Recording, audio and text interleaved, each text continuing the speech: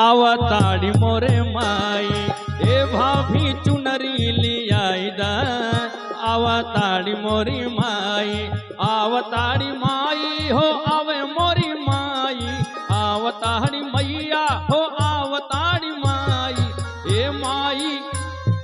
ए भाभी अरे ए दीदी अरे ए बहिनी चुनरी लियाई दा आवताड़ी मोरी माई ए मैया चुनरी मांगाइला हो आवताड़ी मोरी माई।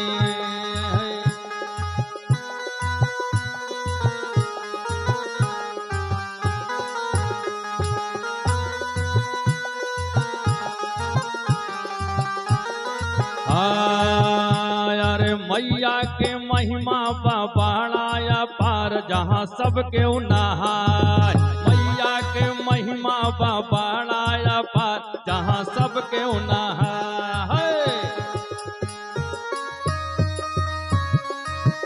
हमरे भैया की तरफ से 121 रुपये का आशीर्वाद।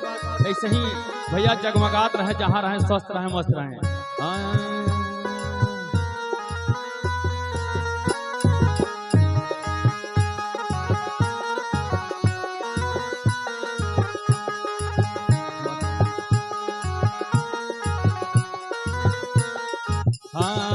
माई के कामर कर धनिया सोहे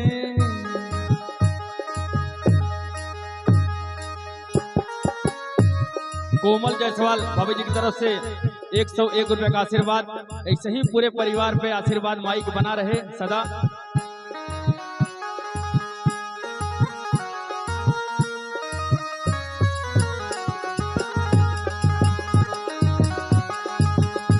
राजकुमार जायसवाल जी की तरफ से 51 रुपये का आशीर्वाद।